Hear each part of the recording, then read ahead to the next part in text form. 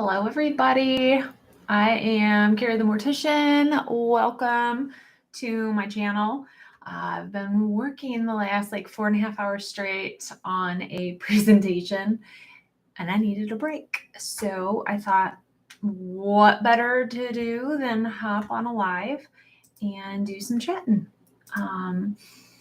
So welcome to any of you who are joining. Got a lot of questions to answer.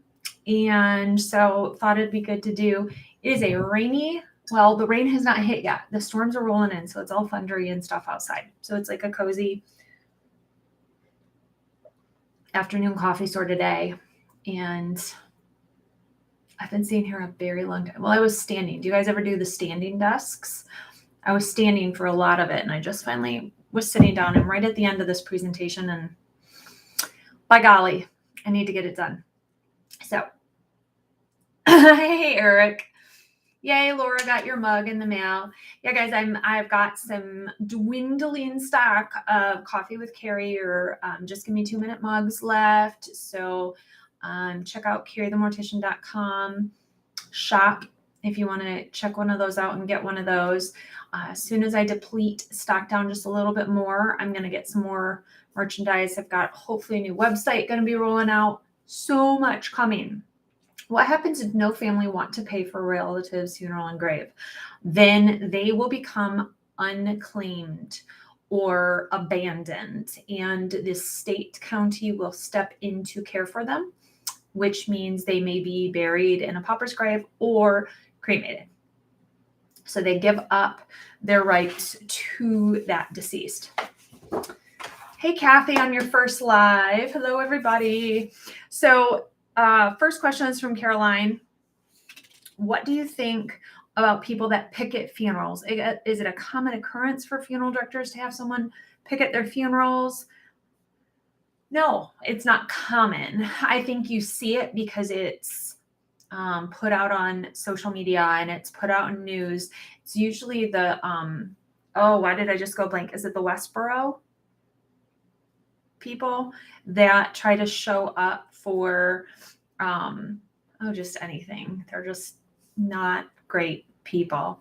So, when she says, what do you think about people that picket funerals? I think they're blank holes. That's the worst of the worst, especially going and protesting funerals of people because of their race, their gender, their sexual orientation.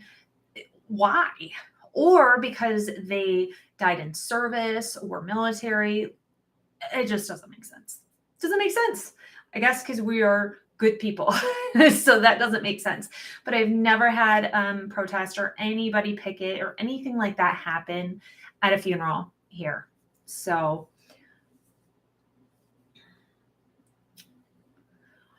Michael, I'm so sorry.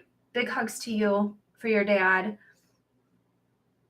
Michael, how long does embalming keep the body together?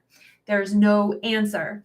Embalming is a temporary preservation, whether it's a few hours, whether it's days, whether it's years. Who knows? Nobody knows. It is temporary.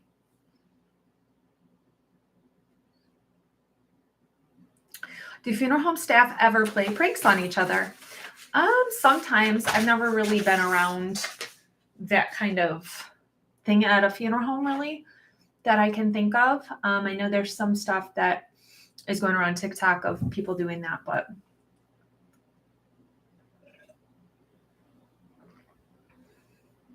Angie, yes, I can see your post. If my husband ever passed away and he's from Guatemala, can his family fight me over his body? Not if you are legally married here. If you are legally married here in America, then no. What do you do if your husband doesn't like your choice of burial? So, Kathy, it'll depend on the state you live in and what things are in place there. So here in Michigan, if my spouse, which I don't have one, if my spouse did not agree with what I wanted for myself, I could go and choose my best friend, Kathy, to be in charge of my disposition. I have to fill out a designee form. It is a specific, very specific form that has to be put on file with the funeral home with all these signatures on it. It's not something you put in your will. That will not do it. That holds nothing up to get this done. You have to have this specific form, and it has to be filed with the funeral home that designates who's taking care of you.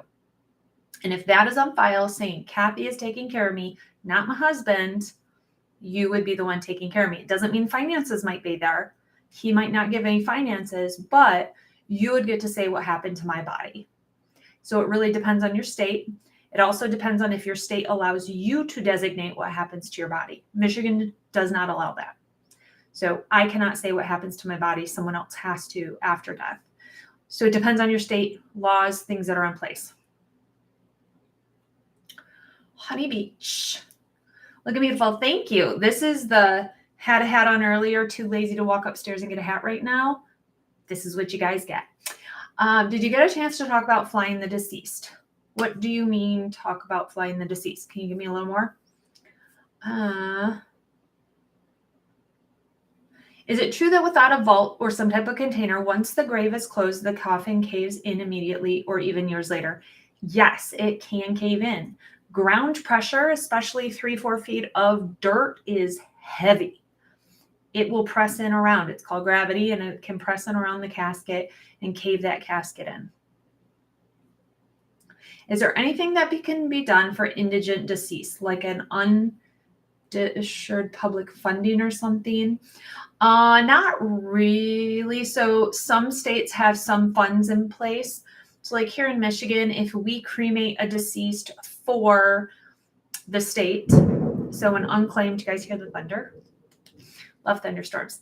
If the funeral home takes care of someone for the county that is an unclaimed individual, they'll get like $365. That just doesn't cover anything. It doesn't even cover the labor hours involved in everything that we do. It's something. Some states have a lot more funding for that. Michigan, we just don't. It's almost to the point that it's not even worth the hoops jumping through or having a family go jump through those hoops for the little bit of money that they give to help.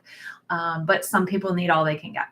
So have I ever done an extreme embalming? No. This is a very limited experience thing that's out there.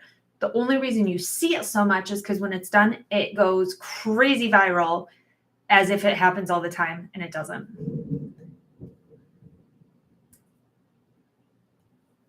Since you're in Michigan and so am I, how do I know of any natural leaning funeral home and natural burial cemeteries?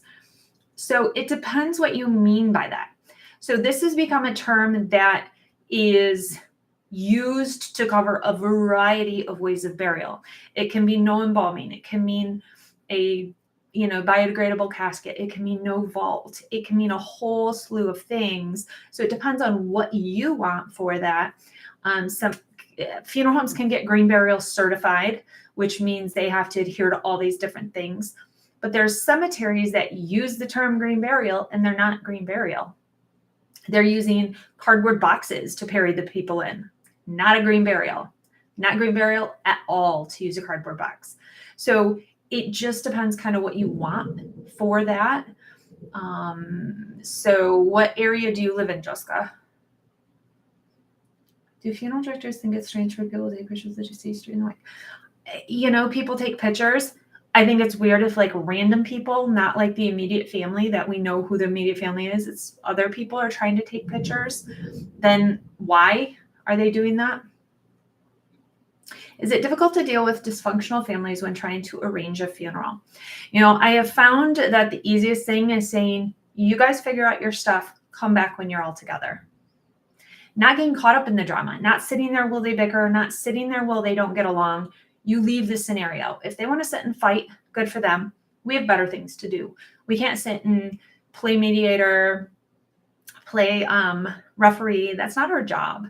So if people are dysfunctional, then you kind of sometimes have to just send them away to get their crap figured out. And then they can come back when they're ready to take care of what needs to be taken care of. Could I choose a child? Yes, Kathy, you can designate whoever you'd like. My funeral home haunted. I have been in funeral homes that have had unexplainable things happen.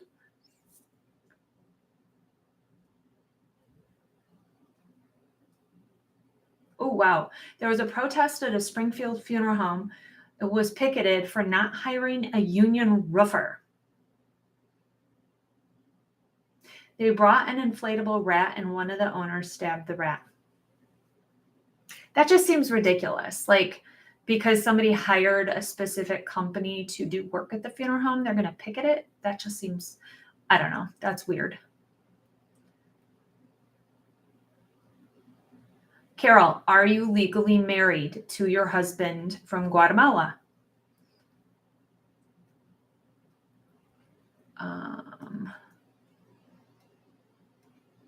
Any thoughts on postmortem photos with the family? Is it still stigma on not doing it? I don't know that there's stigmas, but people do take pictures with deceased, especially children. I think they take more pictures. Just depends. Doesn't happen often though. Why do some cemeteries use traditional headstones and others use plastic flowers to mark graves? Do the two methods signify something? When there's flowers, it means the family just hasn't purchased a headstone, typically. So I saw a business that turned an old hearse into a company car. It wasn't a funeral-related business. Do funeral homes own their hearses and sell them later, or do you normally lease? Usually they purchase them because they're going to have them for a long time. And you may have a hearse that's like 20 years old and only has like 2,000 miles on it. If it's a small town, you're just driving from like the funeral home to the cemetery and back. You're not going far. So you may rack up the insanely lowest miles ever. And it's just what it is. What do you think about YouTubers filming old funeral homes? I've seen a lot more of this where they visit the closed down funeral homes. I think it is interesting, and I think it is not, I don't think it's bad. If you're breaking and entering doing it, that's bad. Like, this isn't these people's property, and you're going into them to film. Breaking and entering, that is what that is. So not your place, not your door to open, not your things to go in. But I think it does reflect how funeral homes are left, literally abandoned. All records are there, all files are there. They just walk away. And it does happen. And it's a crazy thing that happens, that there's no overseeing that you have to destroy records, you have to do this, you have to, nope, just completely abandoned. It's just crazy. Somebody said something else about our local cemetery offers green burials and bury the bodies in linen cotton shrouds. I think it's great. You do have to find a cemetery who will allow that. There are cemeteries that will allow Muslim burials, which is being buried in a shroud. They may require a vault to be butter dished, though, to maintain the integrity of the cemetery, but allow you to rest on the ground underneath. So butter dishing, when you take the vault, flip it upside down like a butter dish. They do this sometimes for Jewish burials in non-Jewish cemeteries that aren't maybe used to not doing vaults. You just butter dish the top, and then the body lays on the dirt. So your body is going to generate back to the earth, but that integrity of the grave space is maintained by that vault structure over. So that's also an option.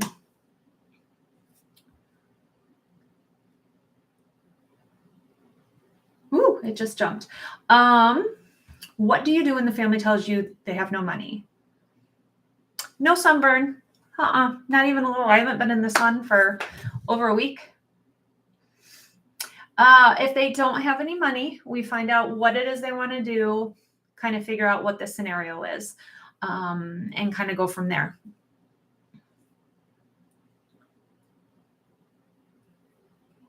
You're welcome, Jerry. He's saying thank you for doing these videos. Is there a lot of burnout among people who work in the funeral business? There is. I don't know if it's burnout from, so I see more people leave the business, not from what we deal with in terms of death and the people. It's just situation. We're on call. We work a lot of hours. And sometimes our employers might not be the best at giving balance. I see that being the burnout, not the emotional side of things.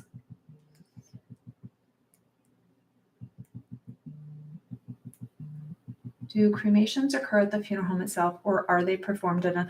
So it depends, Chris. Do cremations occur at the funeral home itself, or are they performed at another facility? It just depends. If, like in Michigan, you cannot have a crematory in a funeral home. It's called a monopoly rule or law in the state where you can't have a funeral home and a cemetery.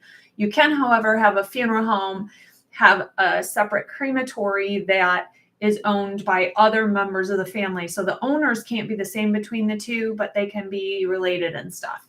So it's kind of like a little loophole, but you have to do enough business to be able to facilitate having your own crematory. I've watched one of an abandoned funeral home with cremated remains still there. And that's, what do you do? So like I have been, and I say this all the time, I went to a funeral home and they had literally a room twice the size of my office here, which you guys can't see how big my office is. It's like 12 by 14 or something. Filled, shelves upon shelves upon shelves upon shelves of abandoned cremated remains. This happens in every funeral home. Every funeral home has at least one set of cremated remains which have been abandoned. Now, contracts and things that we have signed, most of them read that if you leave the cremated remains for X amount of time, we can scatter or bury them. So we have a disposition clause in the authorization form.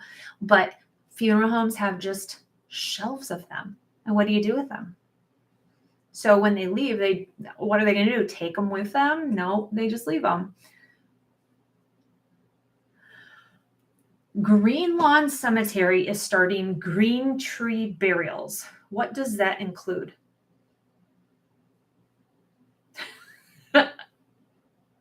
We need to look this up. Where is Green Lawn Cemetery at? Because that is not even Green Lawn Cemetery, green tree burials. Let's look this up, because that doesn't even make sense. Tree burials.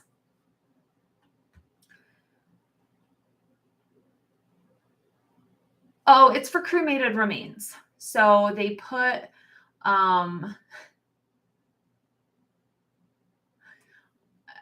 in this, the family chooses a selection of native trees, and the staff assists in identifying an appropriate space. The deceased is cremated, and the ashes, cremated remains, placed in a special biodegradable urn that is planted with the root ball of the tree.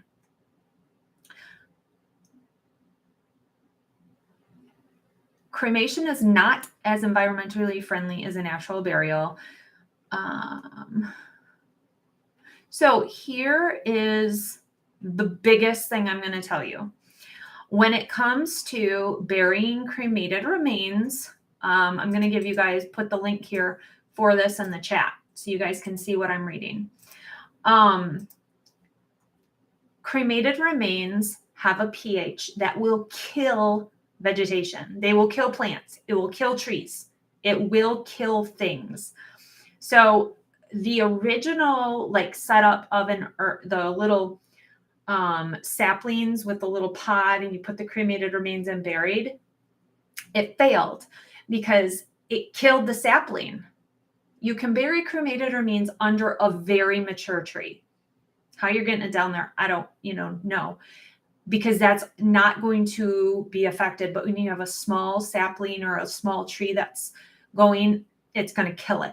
It literally starves it of all its vegetation. So cremated remains have to be put in a container that has a pH balanced something inside of it. So like the new burial pod things that have a little sapling have a pH liner in them that helps neutralize so it doesn't kill the tree. But if you don't have that, it's going to be catastrophe because you're waiting for this beautiful thing to happen and instead doesn't happen. So all these things that sound beautiful and wonderful don't always go that way because they just don't work. So you really have to look into those things.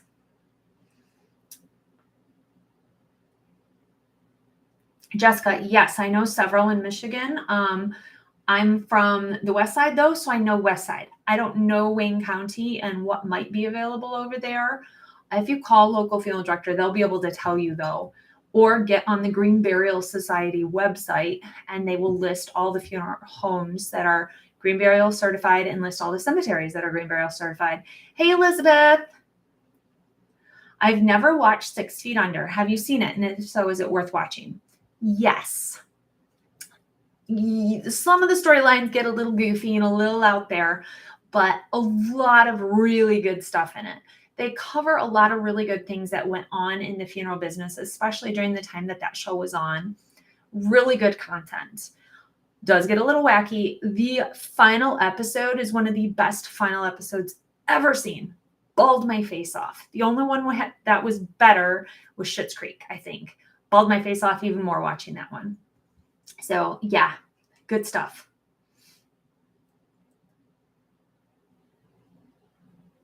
Yeah, Becca, I get a lot of the same questions. And so it is interesting that people who watch my stuff can answer, I think, a lot of these for me, which is pretty cool. What is the pH? I would have to look. pH of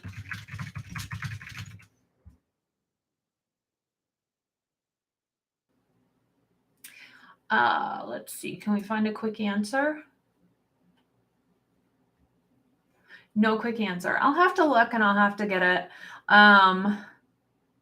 Okay, so the probiotic potential of elements found in cremated remains is eliminated because of the toxic level of sodium and a highly alkaline pH of 11.8.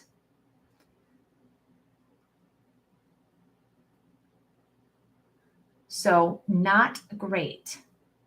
So 11.8, I think, is what it's saying here. Yep, 11.8, highly alkaline pH. So this is our science study for the day is what we're learning.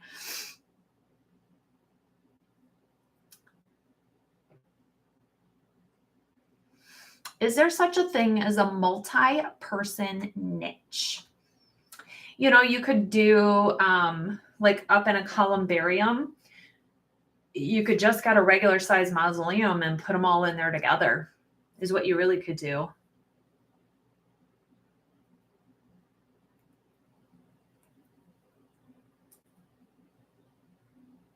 The name of the website, Green Burial Society. Check that out and see. Yeah, see what you think.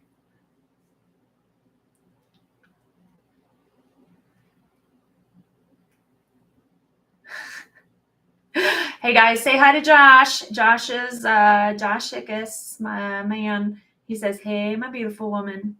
So he just got out of work and is at his house. So he hopped on. But you guys all, if you watch me, you know who Josh is. Josh and I also have the Ick Factor channel, and we did a nice cemetery little tour the other day and hopped on here randomly. We were not planning that. We were just going to do the old section of this one cemetery. And I was like, why don't we do a little bit here and just chat?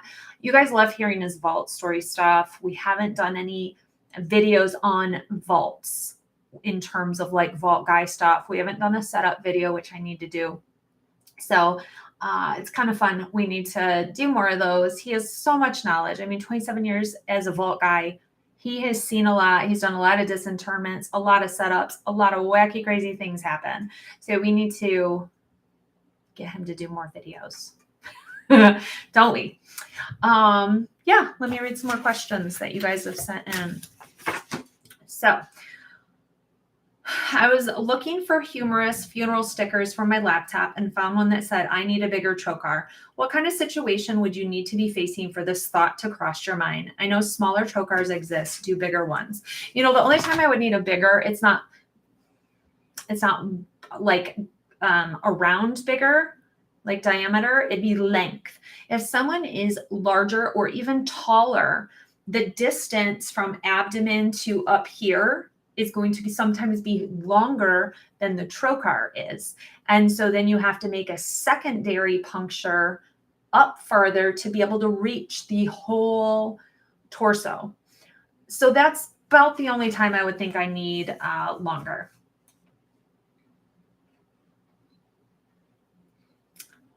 So Josh, Lisa says, go get a beer and put your feet up. What is a funeral director voice? Oh my gosh. So I had read this email before. I always read the emails. I print them off so I have them here so I can pull this out and answer your questions next time I do a live.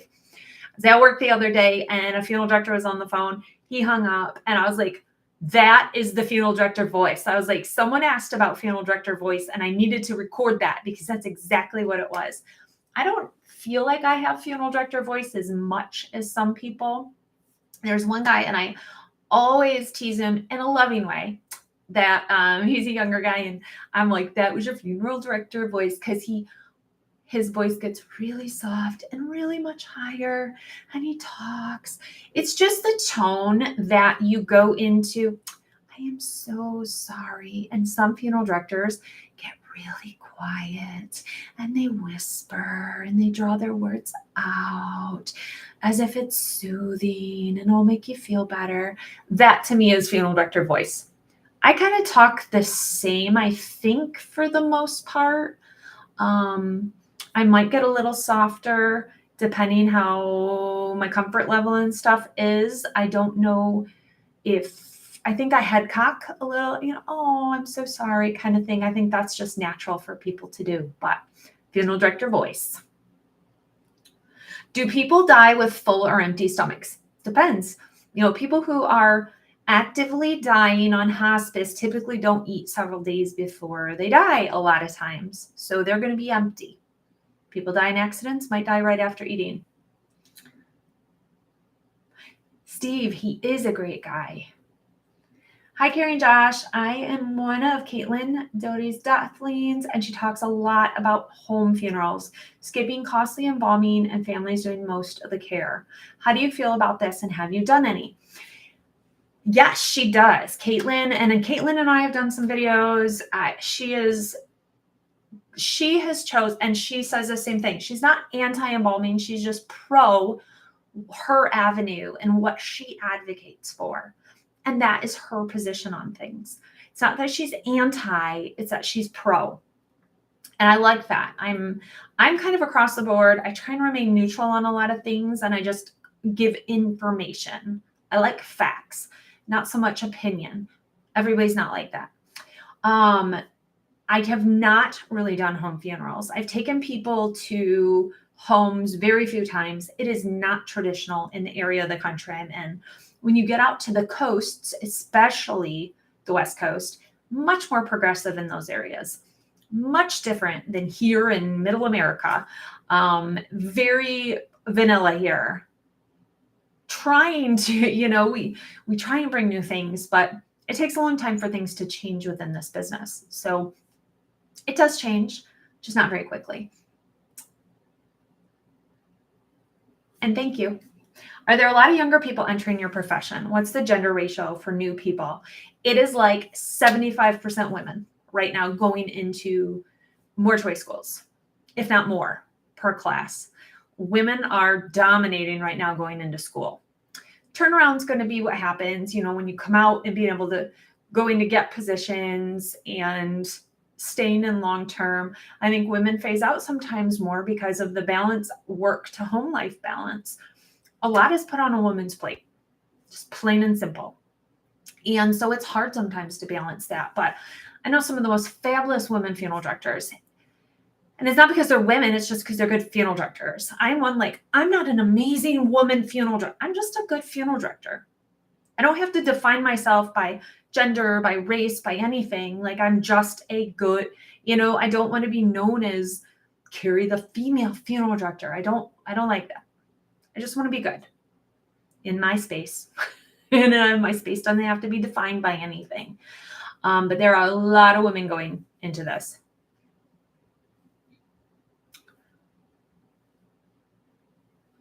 Hey, JW. My cousin's mother quit working the very same day she started working at a funeral home with her husband after hearing a corpse they picked up make a noise in the back of the hearse. Yeah, sometimes they do expel and can make a little, not a lot though. It doesn't happen very, very often.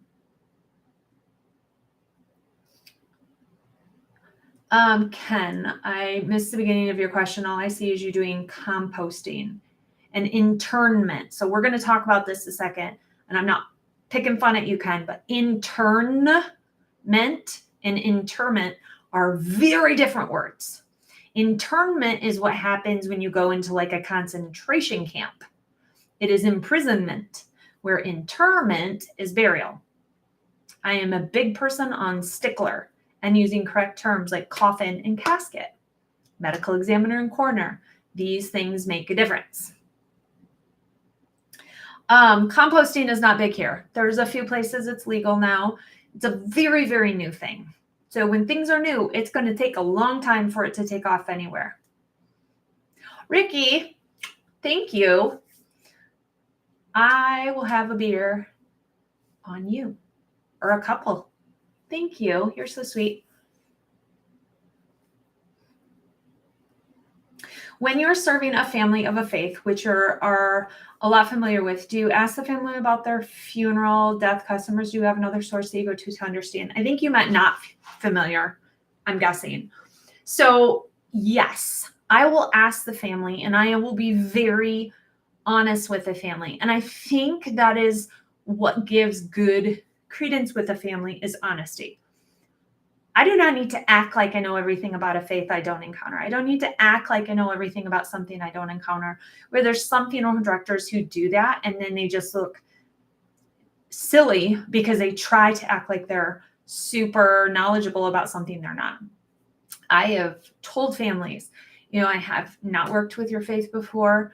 I want to understand, and you need to just tell me if I'm doing something or I'm not doing something to help you.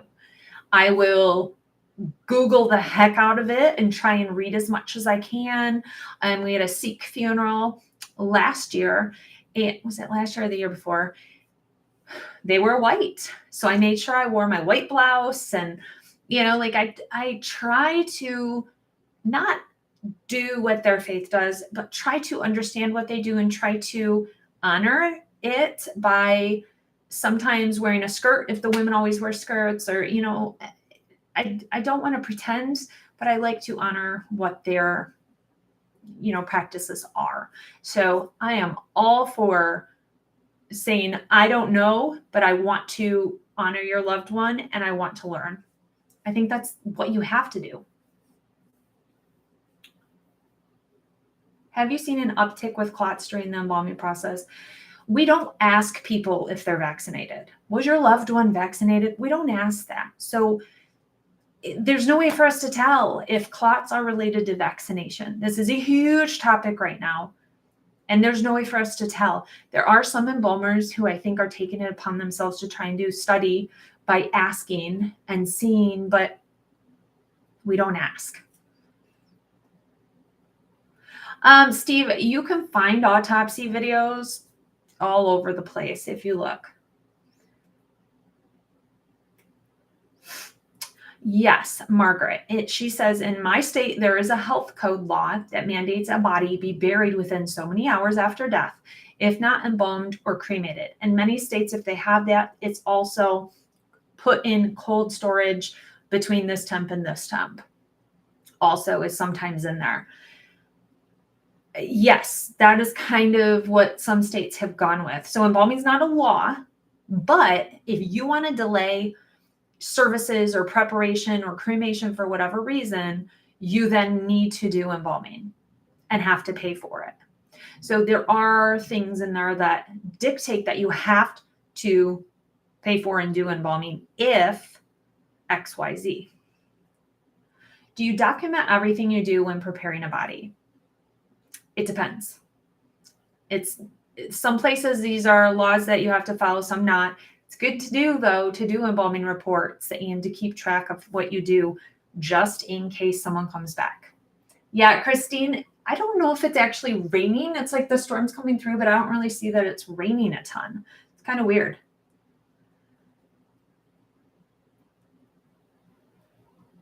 And our bodies prepared differently for a sea burial versus gravesite. You know, Scott, I think for sea burial, it's natural. I don't think you can embalm for sea, but that's a big guess because I don't have a sea here to bury somebody in Michigan. So I would like to go do videos of course of sea burial. I just am not near the sea to do such. I have talked to the largest sea burial company in the US, but it's either super busy season or off season, and to try and go video. So it's kind of tricky to get there to videotape. I make wooden urns on the lathe. Are there a lot of large urns out in the market? A need for them? There are so many urn companies. I mean, like a ridiculous amount of urn companies. You can get them anywhere, Etsy, Amazon, and stuff. But if you make some, go to your local funeral home and see if they would like to carry them, or a few of them, and just, but they may sit there for years before they're sold. That's what my experience has been with like local people that make things that bring them in, is that they may be there for a long time.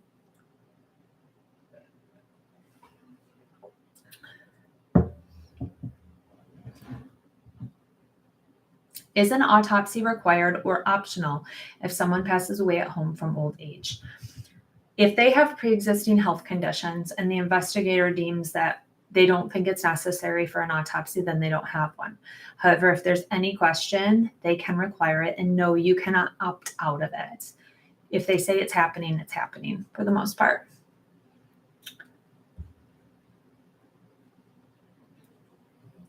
Carol, I don't know if there's ghosts. There's paranormal things that mean unexplained, but I can't tell you that there's ghosts. I'm often surprised at how long some families wait to bury a loved one. 2 weeks is, we have had 30, 40 days multiple times in the last year that people really try and wait till it is, accommodating for them. And then they can't see their loved one because they are not in good condition for a viewing. Lisa, thank you. Aww. We will get some wine and a beer. Maybe we'll have that while we do a vault video. We'll have Lisa, wine and beer and a vault video. Yeah, Josh can't drink wine. So then I get the wine and he gets the beer or whiskey. We do like whiskey together once in a while. Yes, months to wait at a national cemetery. So like Arlington is a long wait, very, very long wait for someone that gets authorized for Arlington to be able to actually get buried there. Can you talk about getting sprayed? Trocar reverses, cannula falls out. What kind of unexpectedly exciting embalmings have we had? One of the grossest things ever is when a trocar backs up and sprays everywhere. And we're talking like ceiling, floor, dripping, intestinal, everything all over the place. This is why I wear goggles and a respirator. Because you get sprayed just one time. You don't want that ever happening again. It's disgusting. It doesn't happen often, but when it does, usually I will say, you kind of keep checking and you can watch the tube that's coming off because it's see-through. You can see what's coming out. Okay, you've hit something, big pockets of blood. Okay, there's some poo, there's this, there's that. You can see what is coming out when you're out aspirating. When there's nothing coming and you're still moving around, it's like, oh, and then you pull out and you can almost see the reverse. You quick get it in, down into the toilet receptacle that is where everything drains to. So it sprays out in there. So you can catch it if you're paying really close attention. But it is gross, not gonna lie. I'm sure you're familiar with that's the way they came in, that's the way they're going out mindset that some funeral directors have. What are your thoughts on assisting upon a removal going out the front door instead of the locking dock or next to the dumpster? Have you ever done this? So hospitals, we joke, but this is reality. The entrance and exit that funeral directors are to use at most hospitals is by the dumpsters in the back. So you come in the front door, but they send you out by the back dumpsters. From a nondescript door, that is the morgue, that people just don't like to go to, and just in a nondescript hallway. And that's just what it is. But there are families who absolutely don't want their loved one being sent to the morgue at the hospital. And so they want them taken out the way they came in. The problem is hospitals have rules and regulations and may not allow this. So it just depends where you're at in the facility and what they allow. So if I lose power and this cuts off, sorry guys, because the lights are kind of flashing. What is the coolest cemetery that you've been to? I've been to a lot of cemeteries across the country. I would have to say the large one in LA area where like, who's out there? I went there when I was out in LA last. I've been there a couple times because I have a friend buried out there. And I'm completely blank on the name. So if you guys know these, let's play guess that's the cemetery I'm talking about in LA. Just because it is so massively large and people are packed in, like the stones don't even make sense that they could be that close, but they are. It's just a crazy cemetery. I've been in Forest Lawn, Glendale. Yes, Ronnie, good job. I'm pretty sure it's the Glendale one. I have been in so many though. Like Spring Grove is huge and insanely amazing. Going to some of the cemeteries though over in England where they're so old, far older than anything in America, is mind-blowing old. Thank you, Ken. You guys are so sweet today. Oh my gosh, like I'm warm. I'm really like humbled by you guys. What do you want me to buy with your money, Ken? What booze? I'm getting beer and wine. That's so crazy. But going to places that their burials are so, even going out to on the East Coast, we were up in Maine, and burials from like 1600s. There's nothing here that old. There's nothing. It's just crazy. Crazy. Oh, thanks, Ken. I will go by. We will have some whiskey. We're not going to do all of that in one video, but we will treat ourselves and do some videos for you guys with that. Best vault to purchase. I will not make choices on that. It's all personal choice. Hello in the Netherlands. Does a hearse always travel directly from the funeral home to the final resting place? Can you request special stops? Yes. I love driving by residents if you can. The most times that I've had requests for this is when it's a farm, like a family farm, and they want to take them back to the farm one final time. I've done this a couple times. When we drive by the farm, the horses are all up by the fence, or the cows. Cows know things. And this has happened multiple times where the cows are all in. Ricky, you just want to keep getting us drinking, don't you? Thank you.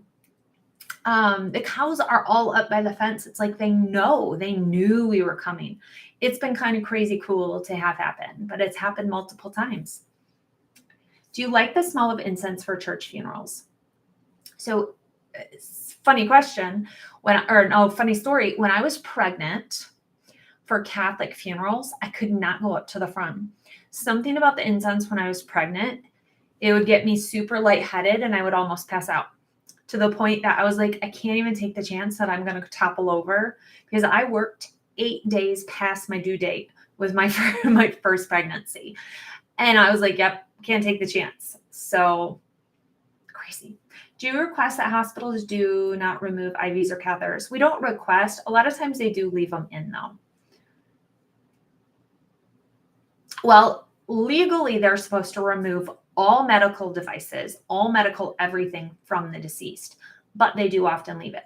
The thing I hate when they leave is intubation tubes from like the home and stuff, because the mouth gets left propped wide open with that tube in, And so sometimes you can get like weird things, or if they leave a breathing tube in and you get this drag of the lip that just doesn't bounce back.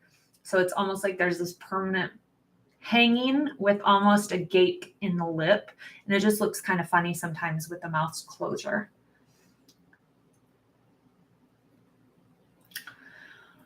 Levi, this is a great question. As a former cop, is there any venue to take my kids respectfully to see a dead person in a casket to kind of understand the final disposition of death? Teaching safe attitudes. I love this.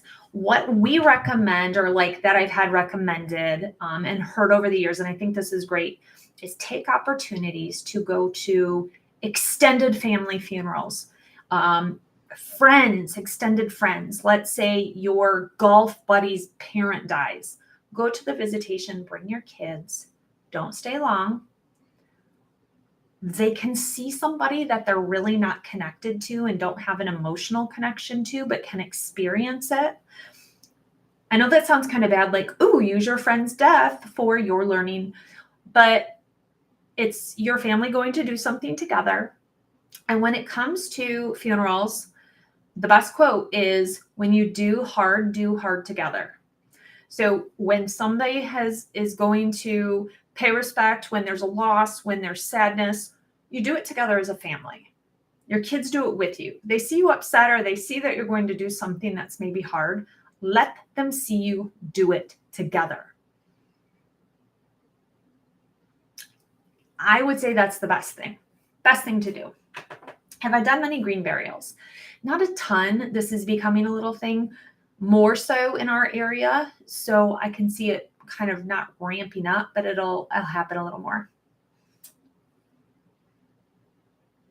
Yeah. So Tia Fainer, I'm not sure how to say your name.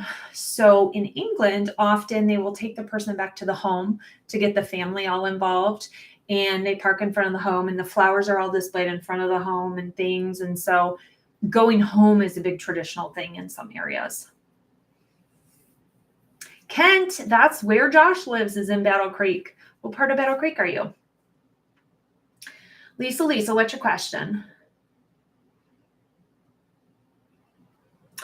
Can you ask Josh for me a question about pet cremations? Yeah, and I can answer this for you. I was wondering, when you pay the vet to send dog off for cremation, is your pet really cremated alone, or do they dog bulk cremation? So there are two options typically is what should happen. Your vet should say, do you want to pay more for an individual cremation or do the bulk cremations? Vets contract with the crematories to do the bulk cremations. And then they will do the individual cremations. But that's why you pay more, as because you're doing a solo, independent, individual burn rather than several at a time where it's commingled. So they should be following that, and they should be adhering. And yes, there's going to be naughty crematories who don't do that, which you guys suck if you're doing that, because you should be doing what the person pays for. But yes, there are different things. So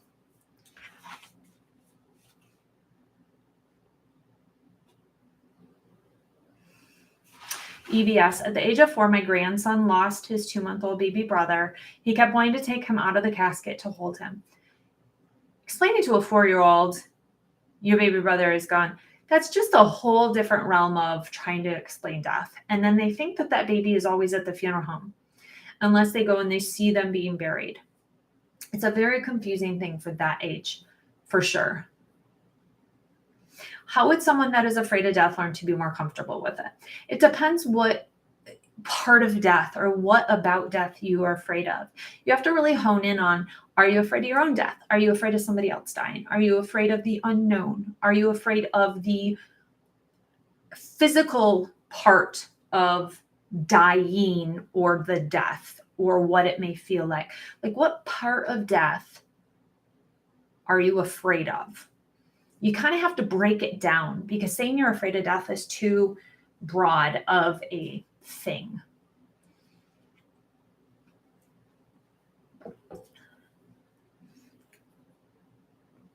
Angel, no, I don't know about that one, but I'll have to look it up. If you get a body that was the result of a fentanyl overdose, do you have to do different precautions? Yes, you have to make sure it's good to keep the drug on, and I'm totally blank on the name. Actually, we're going to be talking about this coming up in a crime victim video. You keep the counteractive medication on hand, and you make sure you have a mask on, have gloves on, are gowned up and things, because fentanyl can be so aggressive when it comes to, you know, touching it or being around it or breathing it or anything.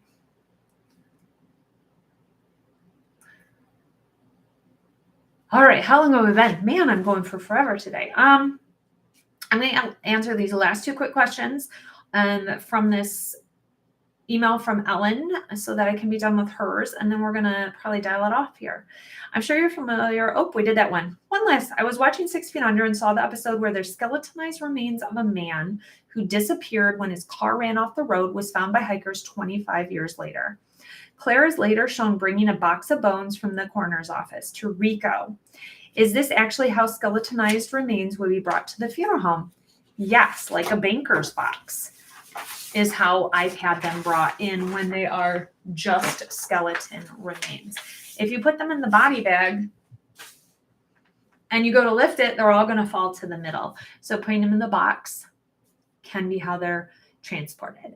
I have had remains found from like the war, years and years and years and years, like World War II and things, that had been found, identified current, then sent for burial. They were in a body bag inside a casket, but because they were in a casket laying,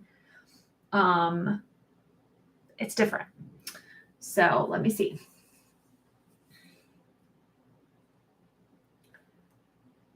Oh, Lisa, that's horrible. Angel, so this is going to be the same regardless.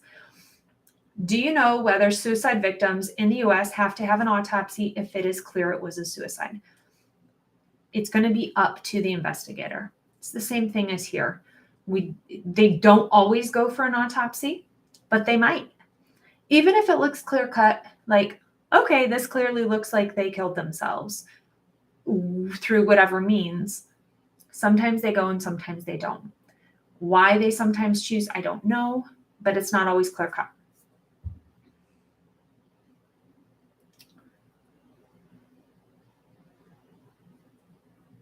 Could crematories for pets use individual metal boxes to keep remains separate in doing a multiple pet cremation? Possibly if they were small pets.